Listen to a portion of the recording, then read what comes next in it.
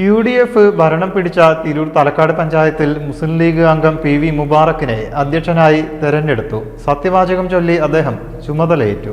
മുസ്ലിം league അംഗം PV മുബാറക്ക് ഇനി തലക്കാട് പഞ്ചായത്തിനെ നയിക്കും. മുബാറക്കിന് 12ഉം LDFിലെ K രാഗേഷിന് 9 വോട്ടുകളുമാണ് ലഭിച്ചത്. വാർഡ് 19ൽ നിന്നുള്ള അംഗം ഖാലിദ് ഹാജിയാണ് പേര് നിർദ്ദേശിച്ചത്. ശബരിനാഥ് പിന്താങ്ങുകയും ചെയ്തു. BJP അംഗം N രവി വോട്ടെടുപ്പിൽ പങ്കെടുത്തില്ല. ശേഷം വരണാധികാരി സാബുവിന് മുൻപാകെ സത്യവാചകം ചൊല്ലി VP മുബാറക്ക് ചുമതലയേറ്റു.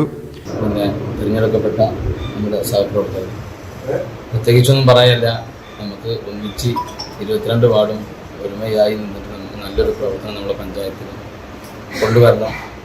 തുടർന്ന് അനുമോദന യോഗവും ചേർന്നു. News bureau, Tirur.